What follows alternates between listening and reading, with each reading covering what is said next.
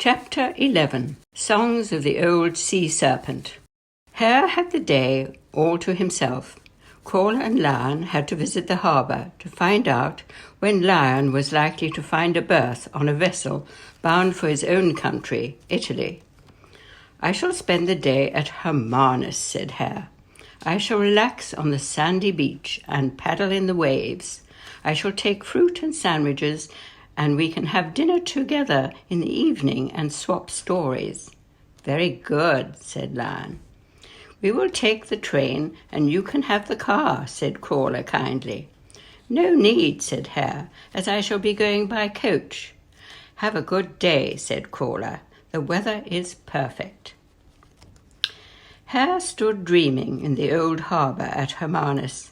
The heat was exquisite, and the old fishermen's boats and fish tables made him think of dear old Devon and Brixham Harbour on a summer's day. Here there were very few people about, only some children calling to one another, with parents chatting among themselves at the top of the incline. Hare sat down on a rock and took out his packet of sandwiches. He idly threw some crumbs to a few silver fish by the small breakwater, when a voice addressed him in soft tones. "One of your sardine sandwiches for a sea shanty, sung with supreme soulfulness by a svelte sea serpent," it said, and a soft sough rose from behind some rocks, and a dark, wet, glistening head rose and rose and rose some 10 feet above him. "Oh, my silky ears!" cried Hare, falling backwards in a dead faint. "Pity," said the sea serpent.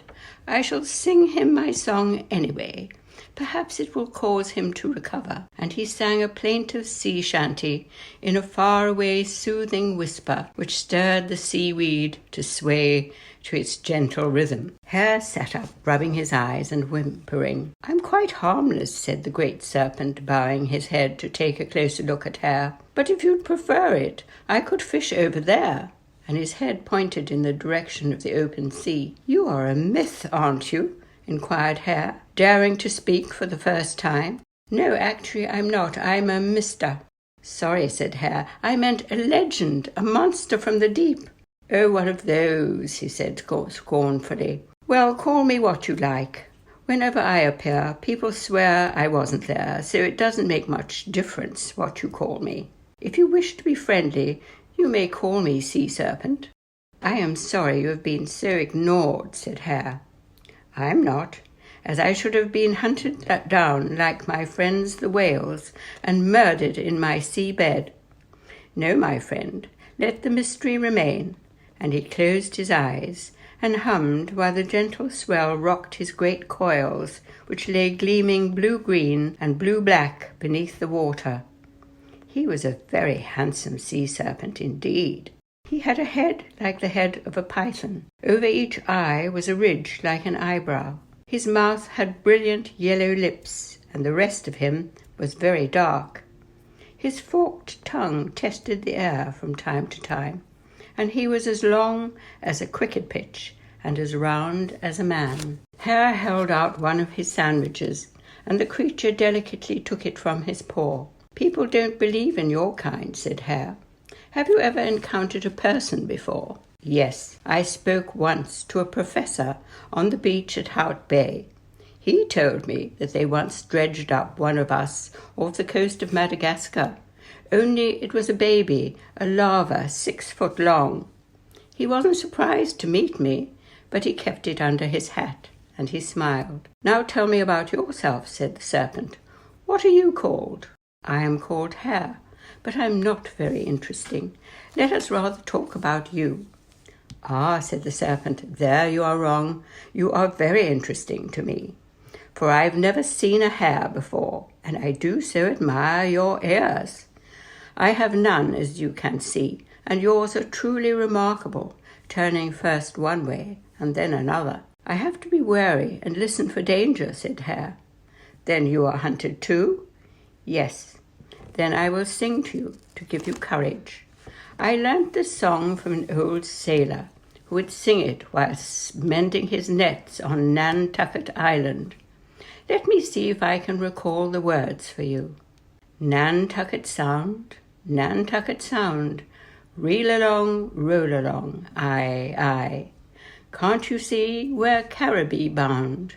Reel along, roll along, way away. I like it.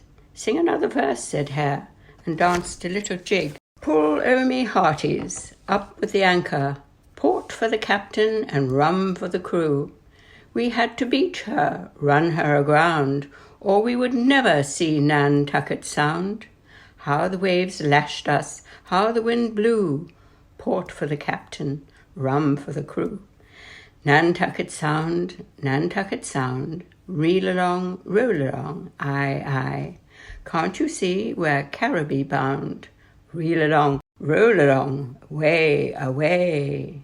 You know Nantucket Sound, I see, said Hare. Nantucket to Norway, Seattle to Santiago, Cape Town to New Caledonia. I've seen the oceans of the world, swum the seven seas, plunged beneath the polar ice, sweltered in the tropics. How old am I? I lose count of years, but I saw Napoleon land on lonely St. Helena, and watched him walk, head drooping down, upon the ox-blood sand, and throw the sun-bleached shells at the thick, brown, silent kelp. From cheering crowds and avenues of pomp, he came to the lonely seabird's cry and the audience of one, myself. That must make you very old, said Hare. There has been much change. The days of the great grain races is past, and now the old shipping lines are gone as well, never to return. The dear familiar funnels on the skyline will appear no more, and I have but the friendless tankers to observe, carrying crude and letting it out when no one is about. I see their dirty, dismal deeds, I do. And he sighed. Come for a ride. I'll show you Africa as she was first seen from the sea by Vasco da Gama. The sailors called this cape the Cape of Storms, and many a fair vessel has broken its back upon its rocks. I come here often to browse among the kelp and feast my eye. He lowered his head and laid it on the rock. Don't be afraid. Sit upon my broad head and hook your toes around my fins. Ready? Hare had never before thought to put his life into the hands of a complete stranger. But what was an adventure without one or two risks? He did as he was told and could feel the soft undulations rippling behind him as the great coils swept the proud head of his new friend ever forward in a swift, smooth passage, while the cormorants wheeled and raced above their heads. We go first to Cape Point. It is the southernmost tip of Africa, which is protected by man from man. You will see the birds and beasts of the region in their natural surroundings. I know of a small beach which I always find deserted. We will go ashore and hunt for perlemoen and crabs. His head was warm and the scales smooth, like best leather on an old sofa. He was 7 foot up in the air, and sea serpent breasted each wave so smoothly that Hare seemed to float like a bird on the breeze. They sang as they travelled, because there was nobody to stare at them or laugh at their open pleasure in life. When I am old and grey, bent with the damp of a winter's day, I shall recall this moment and will tell my children about the magic of life, said Hare. Below Cape Point they watched how the buses ran up and down the steep hill to and from the lookout point at the top. Hare could see them plainly and wondered if they could see him. Where the buses run is the site of the original lighthouse. The one built lower down is the most powerful in the world, said Sea Serpent. I often watch it flashing while the sea boils beneath it in a fierce storm. I will set you down on Deer Strand and show you a perlemoen, which I consider to be a tasty morsel. Then I will fish a while you look around. He found an interesting shell clinging to the bottom of a boulder. He picked it up carefully in his mouth, and with a sharp blow against a rock, caused it to split open and reveal delicate white flesh. I like the shell, said Hare. holding it up to the light. "It's all pearly, like a sea of tears."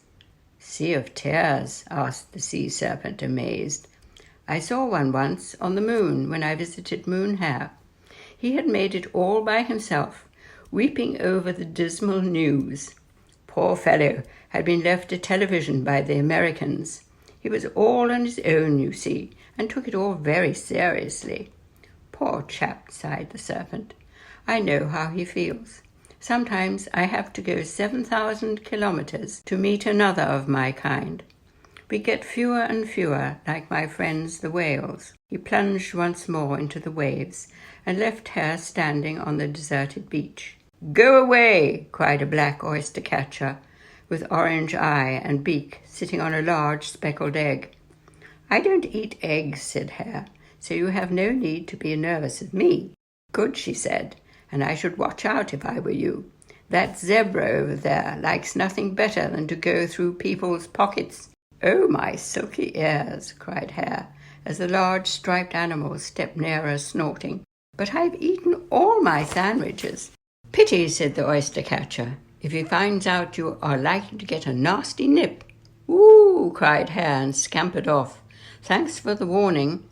He climbed up to some rocks and watched a party of tourists being chased up the path by the long-eared striped pickpocket until they clambered hastily into their car and drove away. "Peace," sighed Hare, and watched how Serpent dived, loop upon loop in the turquoise swell. "He's not as black as I am," said a voice beside him, "or as handsome." Hare turned around, and there, looking like a dark shadow in the rocks, was a black eagle. His talons were wickedly curved, but his eye was merely interested and haughty. "I prefer small rodents," he said lazily.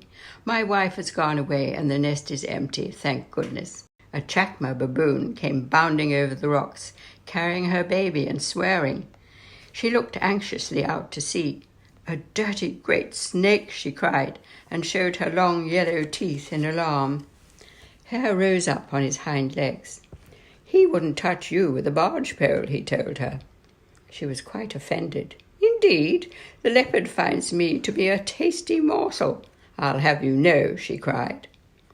How these pampered creatures liked to show off.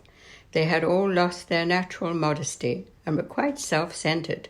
Perhaps being protected gave them special privileges, but Hare considered them to be childish and conceited.